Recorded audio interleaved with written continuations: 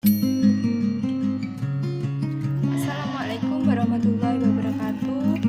Perkenalkan, saya Puji Setiorini dari Prodi Biologi semester 4. Di video ini saya akan memaparkan materi mengenai nilai-nilai kepesantrenan, meliputi politik pendidikan rezim Orde Baru, politik pendidikan rezim Orde Reformasi, pesantren dalam Undang-Undang Sikdiknas, dan eksistensi pesantren di Indonesia.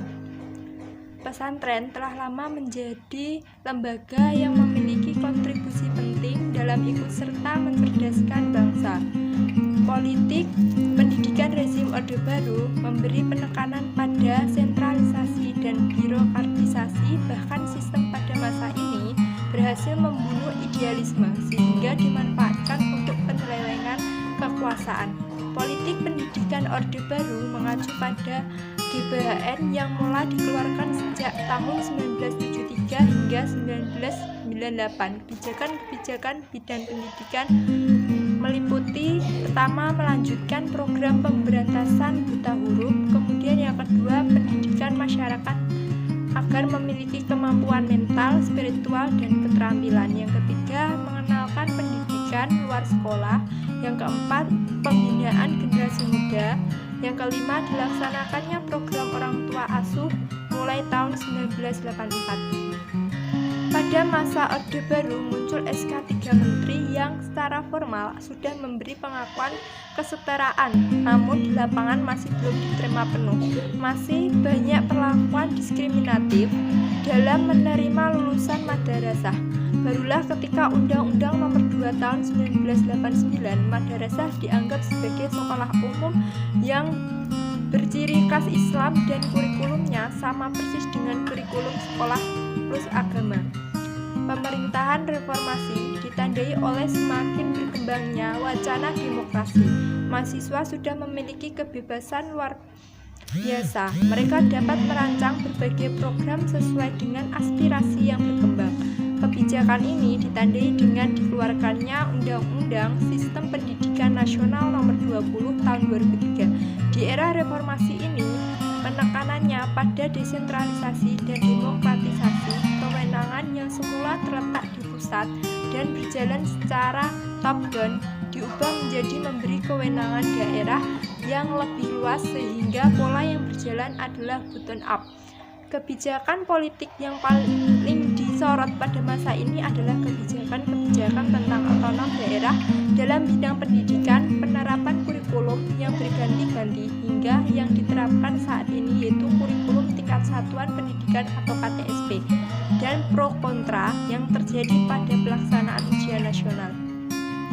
Pesantren dalam Undang-Undang Sikdiknas menyebutkan pendidikan keagamaan diselenggarakan oleh pemerintah dan atau kelompok masyarakat dari pemeluk agama sesuai dengan peraturan perundang-undang.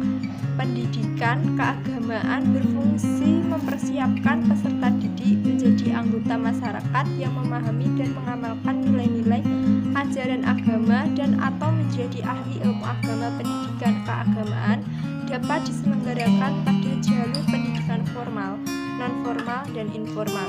Pendidikan keagamaan berbentuk pendidikan diniyah, pesantren, pasrama, pahbaja, samanera, dan bentuk lain yang sejenis, dan ketentuan mengenai pendidikan keagamaan sebagaimana dimaksud pada ayat 1, ayat 2, ayat 3, dan ayat 4 diatur lebih lanjut dengan peraturan pemerintah.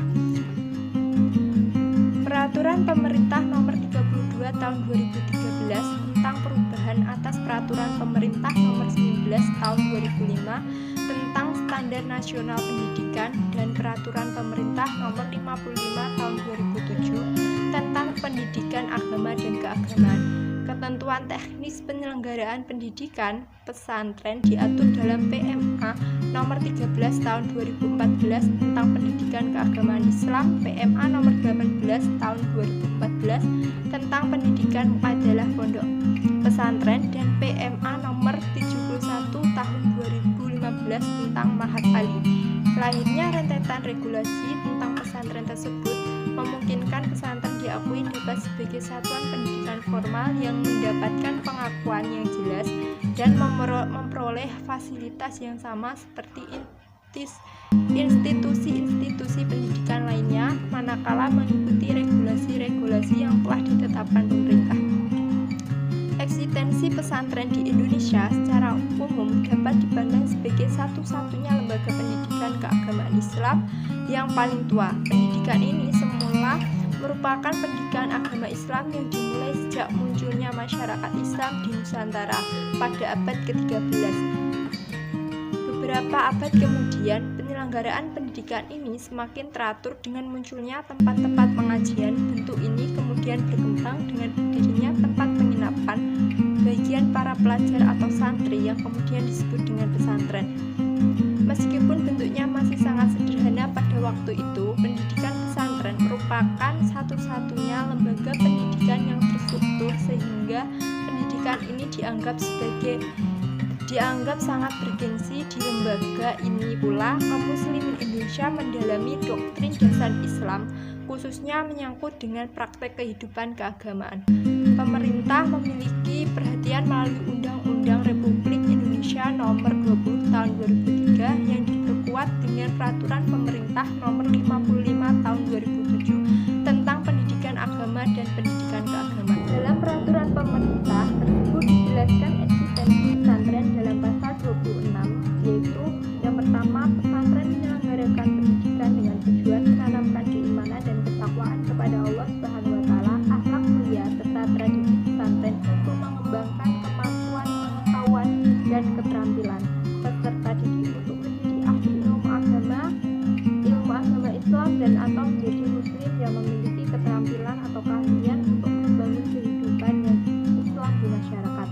Yang kedua, pesantren menyelenggarakan pendidikan diniyah atau secara terpadu dengan jenis pendidikan lainnya pada jenjang pendidikan anak usia dini, pendidikan dasar menengah dan atau pendidikan tinggi. Yang ketiga, peserta didik dan atau pendidikan di pesantren diakui keahliannya di bidang ilmu agama tetapi tidak memiliki ijazah